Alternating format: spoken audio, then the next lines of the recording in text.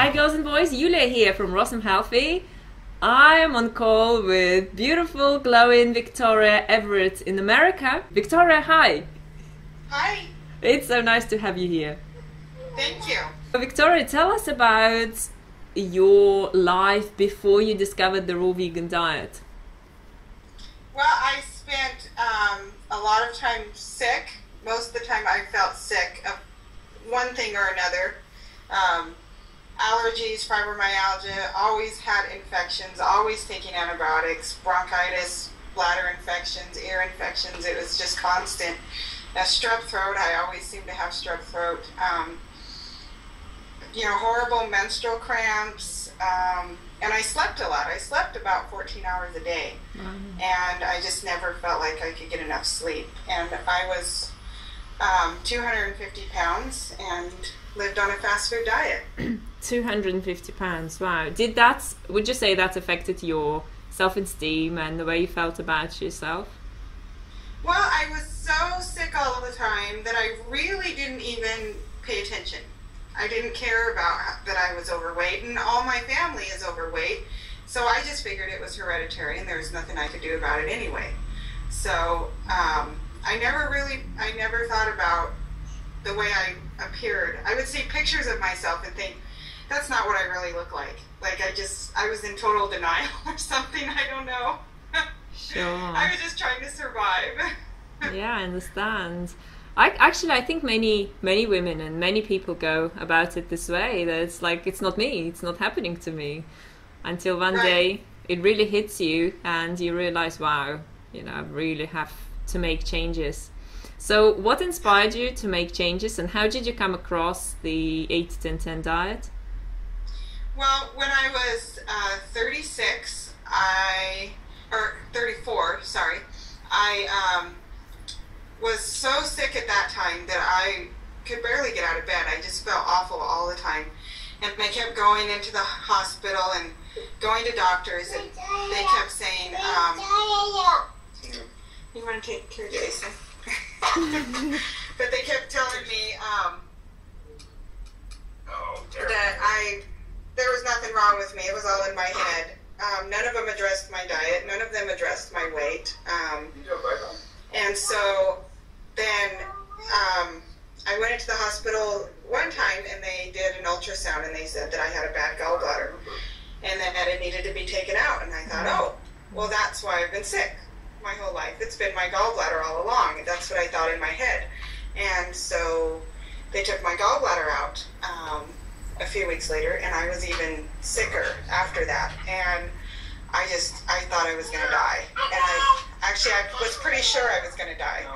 I was laying in bed, and I just happened to, this infomercial came on, this guy Kevin Trudeau with this book, Natural Cures They Don't Tell You About, and I thought, well, the doctors don't believe me, and they just make me worse. They just give me pills, and they don't seem to help, or they take body parts out. That doesn't seem to help, and so I ordered this guy's book, and it was said in the book to eat fresh food. Don't eat fast food. Don't eat processed food. Eat as much fresh fruits and vegetables as you can. And so I thought I would try it. And I didn't go fresh food then. I kind of just went, not processed. I would make my own food instead of hitting the fast food joints as my usual. And I started to feel a tiny bit better, but then later on, it was probably a week later, I came across an article about raw food, and I thought, well, I'm just going to try that and see how it goes. So I ate, for one day, I just ate fresh fruit, which I thought was the worst tasting stuff ever. It was like, how do people eat this? I want my Pepsi, But I did it the whole day, and I woke up the next morning feeling better than I felt in years. Fine. And I knew that I was onto something. And so that's how it all got started. Later on, I came across, when I actually felt so good I could work enough hours to pay for internet and actually have some money, then I came across the 80-10-10 and all that stuff. and raw food people, other raw food people. So I kind of just came to it because that's what my body said that worked, and that's how I came across it. Right. What changes did you go through? Well, I ate, when I first started eating raw, I would eat raw for a while, and then I'd eat it for a couple days, but then I would just be so incredibly hungry. I would cook up some spaghetti or make some cooked food, and I would instantly feel so bad after eating that I'd have to go to bed the rest of the day. Right. And so after like 6 months of just roller coastering like this, I finally thought to myself, and this was still before I had the literature or anything like that, I still thought to myself, hold on, I gotta go outside. All right. This is too distracting. It's okay. Anyway, I finally decided I'm gonna eat as much raw as I can until I'm not hungry anymore, because I'm tired of feeling hungry. So I would just eat, half a watermelon, and I'd be like, well, I'm still hungry, and I'd eat the other half, and I was just eating like crazy. And but I felt great. I mean, that's when I really started to feel amazing. I had incredible energy, and I was dropping weight as I'm shoving food in my mouth all the time. I'm dropping weight, and my mind is super clear and crisp, and I feel like better than I felt in high school. I feel young and vibrant and alive, and that was like wonderful, just feeling that. And then I met other raw food people, and I started going to potlucks, and they're like, oh, you don't have to eat all that fruit. You can eat all this, nuts and seeds and pizzas and all this gourmet raw food.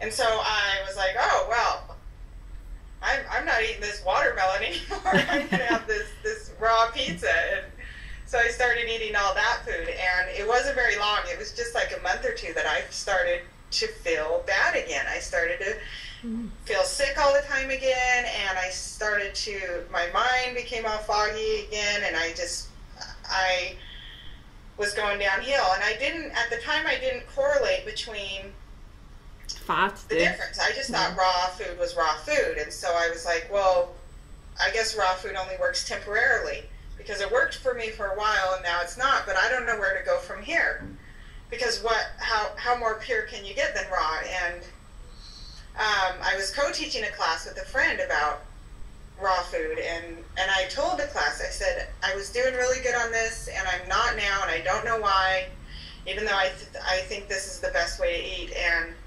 a girl in the class gave me a book, Doug's book, 80-10-10, and I read that, and then it clicked that how I had changed my raw food and why it had worked at first and why it wasn't. And so I just went back to fresh fruits and vegetables, cut out the nuts and seeds, and I immediately started thriving again. And so that's kind of all the phases I went through, and I'm getting to that point. So that's pretty amazing. Really incredible change. How much weight did you lose, and how long did it take you to release that extra weight?